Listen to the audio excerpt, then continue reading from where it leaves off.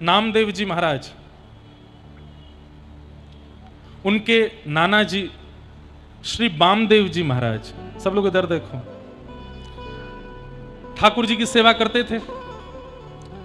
तो तीर्थ यात्रा पर जा रहे थे, अपने दोहित्र नामदेव जी को बोल गए, मैं तीर्थ यात्रा पर जा रहा हूं, तुम ठाकुर जी की सेवा करना।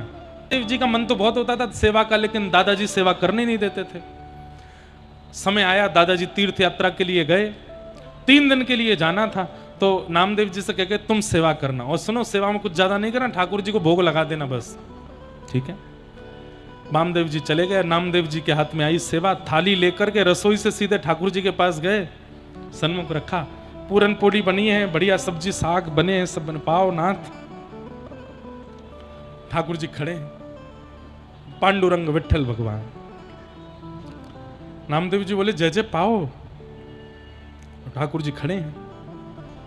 इतनी देर हो गई, आप पाते क्यों नहीं है? पाइए ना नाथ, पाइए पाइए। रोने लगे, नहीं पा रहे हैं ठाकुर जी। तो नामदेव जी को यह लगने लगा कि इनको वामदेव जी की ही सेवा अच्छी लगती है, मेरी अच्छी नहीं लग रही है, और इस विरह में रोने लगे, चरण दबाने लगे, हाथ दबाने लगे, नाथ पा लीजिए ना, मैं कल और अच्छा बना लाऊंगा, आज पा लीजिए ना।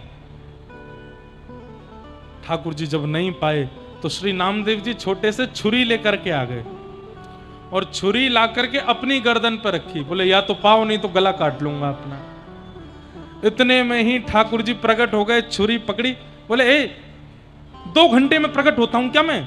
2 साल तपस्या करनी पड़ती है तब जाकर के प्रकट होता हूं। नामदेव जी बोले अब हो गए हो तो प्रसाद पालो, पालो।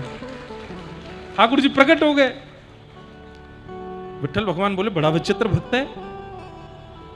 इसी कलिकाल में 2 घंटे में भगवान प्रकट हो गए नामदेव जी के लिए। प्रसाद पाए। नामदेव जी बोले सुनिए जा रहे हैं आप? बोले हाँ अब जा रहा हूं, और भी तो भक्त बुलाते हैं मुझे।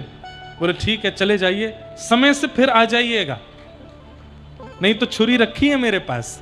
ठाकुर जी बोले हमको धमकी दे रहे हो?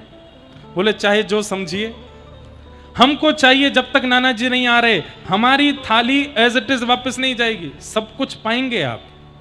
ठाकुर जी 3 दिन तक रोज प्रकट होते और नामदेव जी की प्रसादी पाते।